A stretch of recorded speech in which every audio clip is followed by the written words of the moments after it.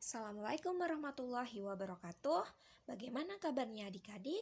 Tentunya dalam keadaan sehat dan tetap semangat ya. Pada pertemuan kali ini kita akan melanjutkan materi mengenai fluida statis dengan submateri yaitu kapilaritas dan viskositas. Nah, di sini kita bahas dulu mengenai kapilaritas. Nah, di sini ada pipa kapiler berisi air dan pipa kapiler berisi raksa. Untuk yang berisi air, dia permukaannya berbentuk cekung, sedangkan yang berisi raksa dia permukaannya berbentuk cembung. Kemudian pada pipa kapiler berisi air maupun raksa mengalami kenaikan dan penurunan permukaan zat cair. Nah, hal inilah yang dinamakan dengan kapilaritas atau gejala kapiler. Kemudian jika gaya adesi itu lebih besar daripada gaya kohesinya, maka pada pipa kapiler itu zat cair akan naik. Nah, contohnya itu yang air itu ya. Kemudian sebaliknya, jika gaya kohesinya yang lebih besar daripada gaya adesi, maka zat cair itu akan turun dalam pipa kapiler. Nah, contohnya itu raksa. Kemudian kapilaritas itu dipengaruhi oleh adanya tegangan permukaan dan juga gaya adesi dan kohesi antara zat cair dan dinding kapiler.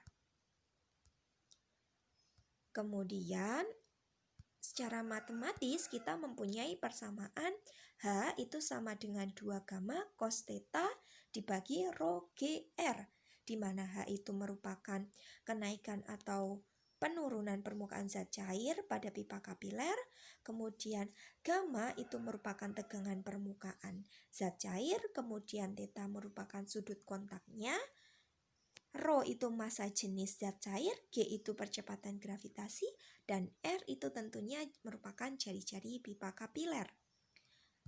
Nah, contoh peristiwa kapilaritas dalam kehidupan sehari-hari itu misalnya air meresap ke tembok. Nah, ini mungkin yang sering kalian jumpai di rumah ya. Saat tembok kalian itu tiba-tiba lembab atau basah. Nah, itu karena adanya peristiwa kapilaritas. Kemudian contoh yang lainnya yaitu menyebarnya tinta di permukaan kertas. Kemudian ada minyak tanah naik melalui sumbu kompor. Nah, sehingga api itu bisa nyala nantinya.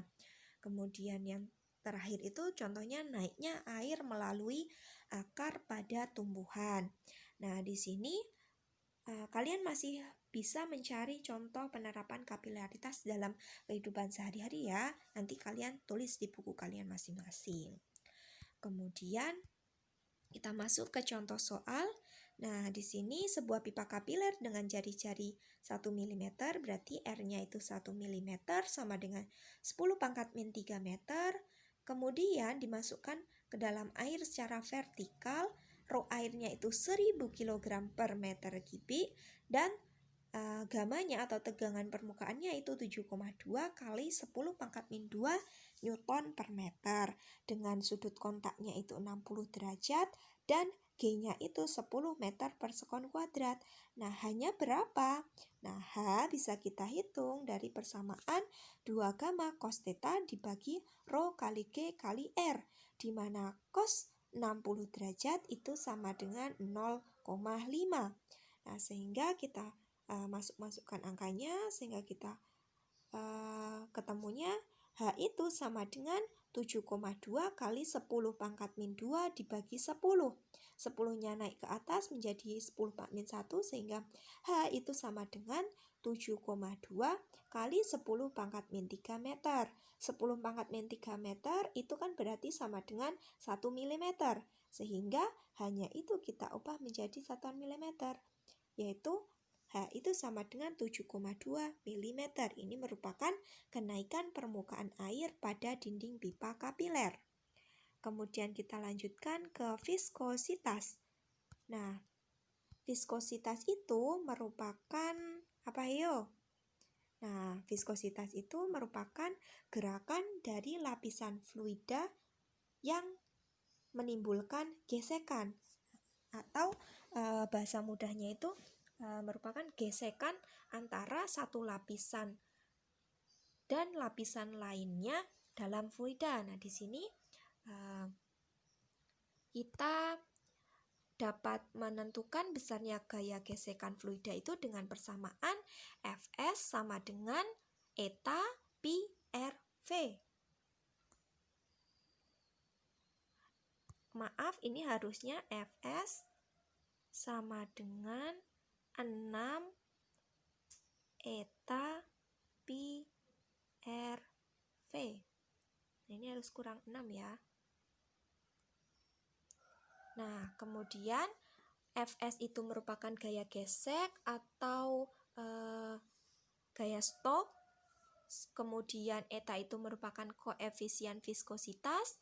Pi itu kita gunakan 22/7 atau 3,14. Kemudian R-nya itu merupakan jari-jari bola dan V itu merupakan kecepatan bola.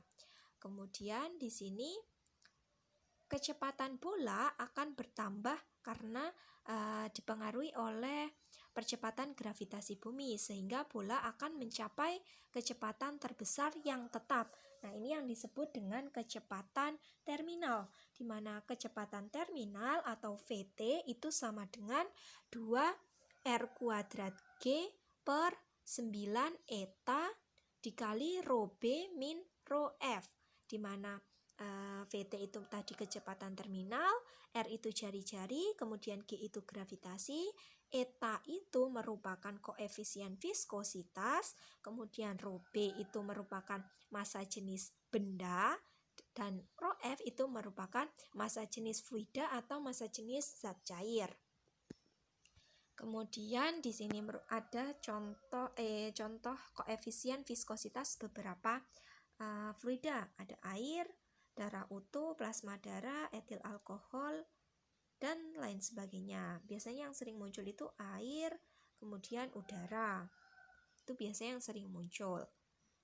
Kemudian kita masuk ke contoh soal. Sebuah bola dengan jari-jari 1 cm, berarti R-nya itu 1 cm, massa jenisnya 2000 kg per meter kubik, jatuh ke dalam air. Jika koefisien viskositas air itu 10 pangkat min 3 Newton sekon per meter kuadrat dan G itu sama dengan 10 meter per sekon kuadrat, kecepatan terminalnya berapa? VT-nya berapa? Berarti VT itu sama dengan 2/9 R² G per eta dikali rho B min rho F. Kemudian dimasukkan sehingga VT-nya itu ketemu 2 kali 10 pangkat 3 per 9, sehingga VT-nya itu sama dengan 222,2 meter per sekon. Coba nanti kalian hitung sendiri ya di rumah, siapa tahu ini masih kurang teliti. Kemudian ini ada kuis, tolong kalian kerjakan ya, terus nanti langsung dikumpulkan setelah jam pelajaran berakhir. Jika ada pertanyaan bisa ditanyakan melalui kolom komentar maupun melalui WA ya. Nah, sekian pembelajaran kita untuk materi ini. Semangat belajar. Wassalamualaikum warahmatullahi wabarakatuh.